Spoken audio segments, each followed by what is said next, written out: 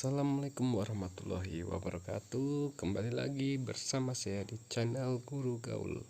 Kali ini kita akan membahas mengenai kemampuan manajerial untuk guru SD tes P3K. Langsung saja, kita akan ada 40 soal. Yang pertama yaitu, bagaimana Anda membagi tugas pada rekan dan bawahan Anda? Saya membaginya sesuai dengan kepribadian dan sifat. B. Saya membaginya sesuai dengan minat dan keinginan. C. Saya membaginya sesuai dengan keahlian dan keterampilan. D. Saya membaginya sesuai dengan minat dan kemampuan. Dan E. Saya membaginya sesuai dengan bakat. Di sini jawabannya yaitu C. Saya membaginya sesuai dengan keahlian dan keterampilan. Soal nomor 2.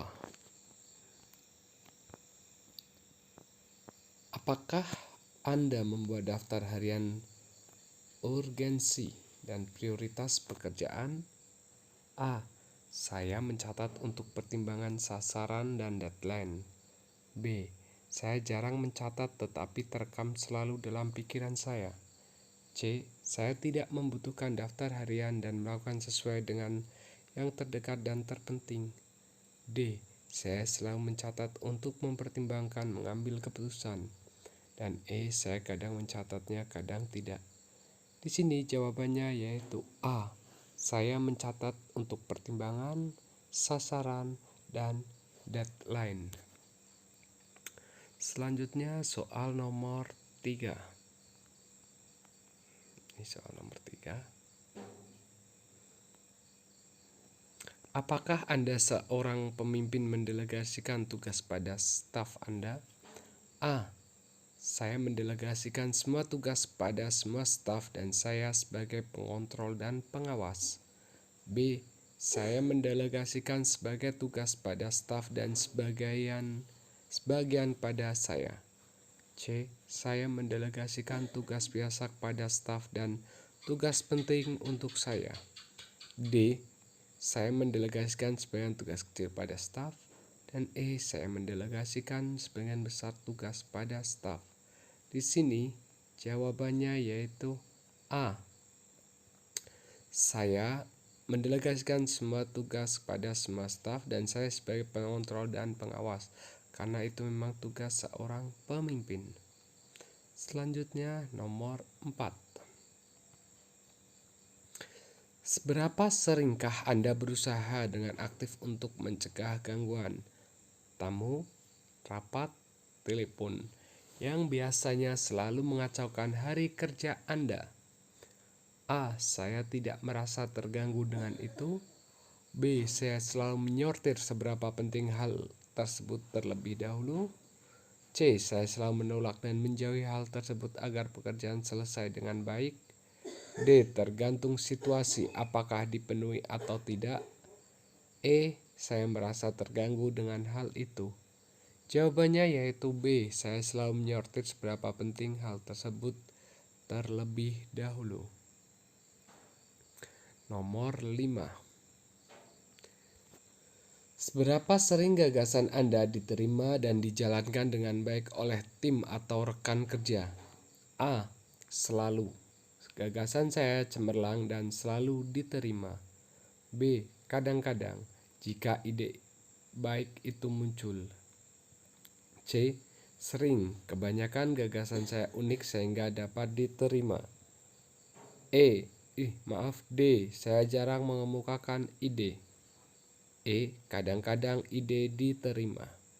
Jawabannya yaitu A. Selalu. Gagasan saya cemerlang dan selalu diterima. Nomor 6. Seberapa pentingkah kekompakan tim bagi Anda? A. Tidak terlalu penting karena yang terpenting adalah target tercapai. B. Penting tapi bukan yang utama. C. Biasa saja karena kita di dunia profesional tidak begitu perlu kedekatan. D. Cukup penting karena merupakan dorongan untuk mencapai tujuan. E. Penting tapi yang utama adalah target. Di sini jawabannya yaitu E, penting, tapi yang utama adalah target. Tuh. Jika kalian menemui soal seperti itu. Selanjutnya, bagaimana pendapat Anda tentang masalah yang sedang dihadapi tim? A. Saya menganggap masalah tim adalah masalah saya juga, sehingga saya akan menyelesaikannya. B. Ketua tim adalah penanggung jawab terbesar masalah tersebut. C. Orang yang membuat masalah itu adalah penanggung jawab terbesar. D. Masalah tim adalah masalah bersama yang harus diselesaikan oleh tim. E. Masalah tim adalah masalah bersama yang harus diselesaikan oleh ketua tim. Di sini karena bentuknya kerjasama, jawabannya yaitu D. Masalah tim adalah masalah bersama yang harus diselesaikan oleh tim. Nomor 8. Bagaimana Anda merespon pencapaian rekan kerja Anda? A. Saya mudah melakukan apresiasi positif terhadap rekan kerja. B. Saya akan memberikan apresiasi positif pada rekan kerja yang memang progresnya luar biasa. C. Saya akan memberikan apresiasi sekedarnya. Jika baik, saya katakan baik, dan jika tidak, saya katakan tidak. D. Saya jarang memberikan apresiasi kepada rekan kerja kecuali memang luar biasa. E. Saya akan memberikan apresiasi kepada rekan kerja. Jawabannya yaitu A. Saya mudah melakukan apresiasi positif terhadap rekan kerja. Kita ke nomor 9.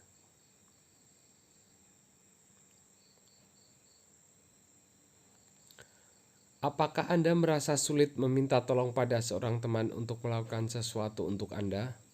A. Merasa sulit karena tidak ingin memberatkan orang lain atas tugas saya. B. Jika dalam kondisi benar-benar mendesak, maka saya akan meminta tolong pada orang lain. C.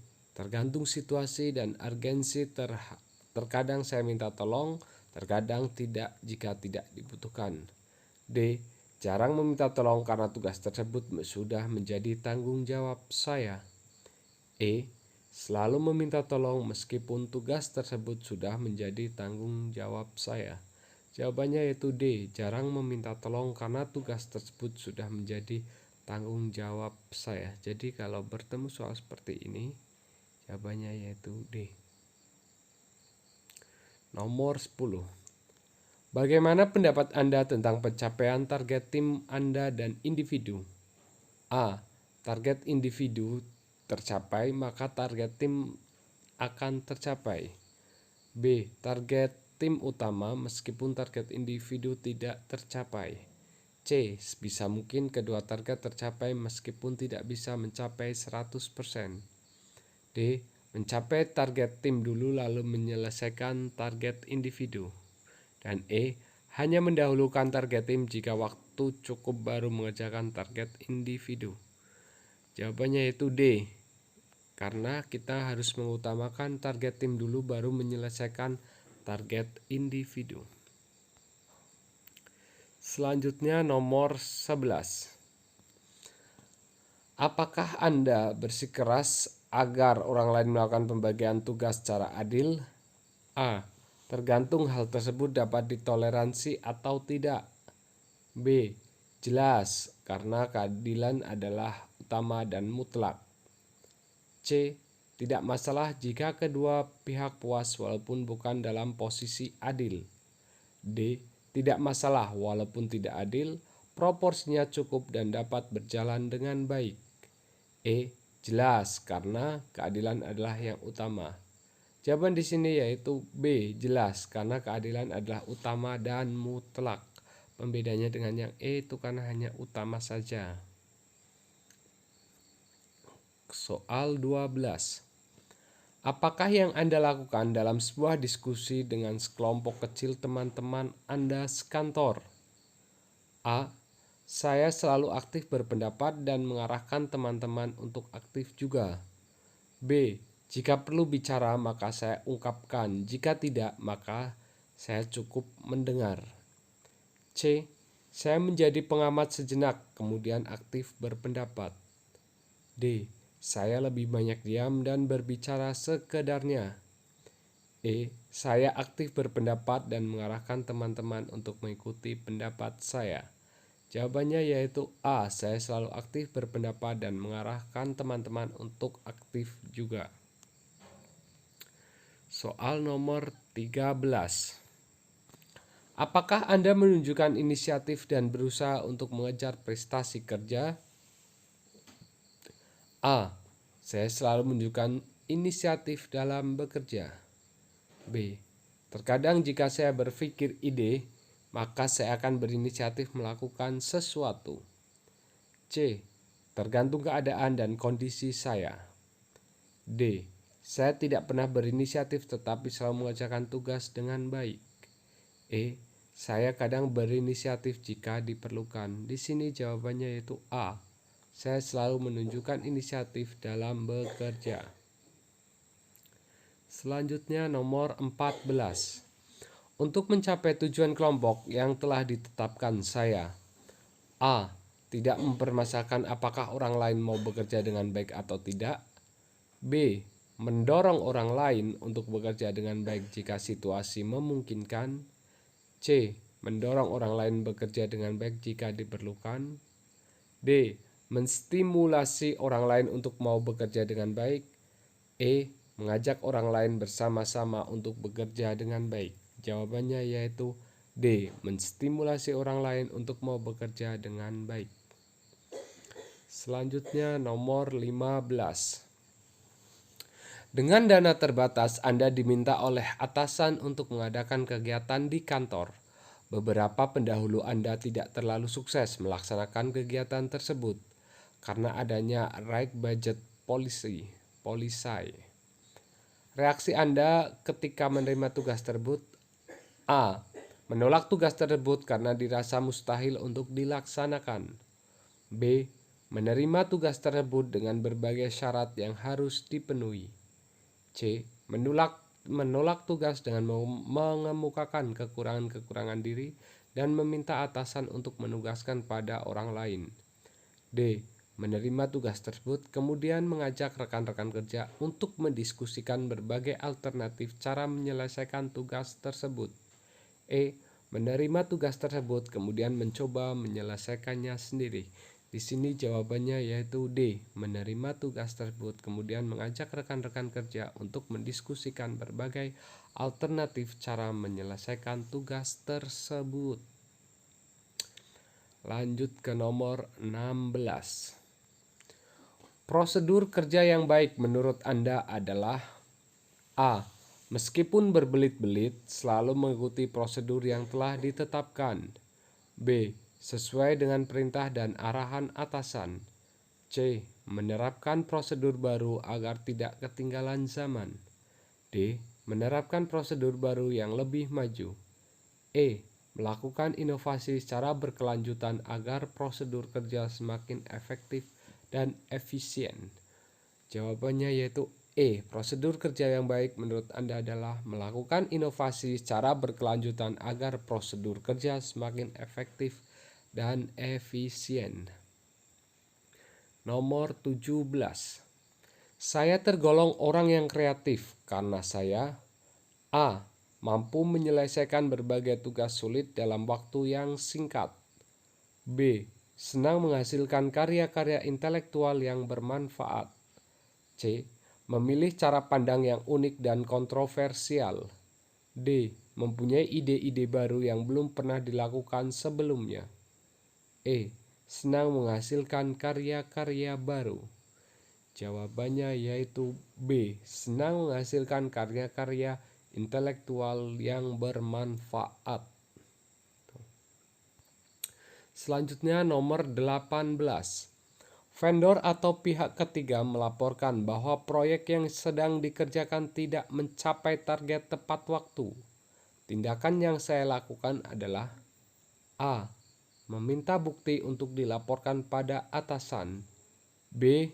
meminta vendor untuk menyelesaikan pekerjaan tepat waktu. C.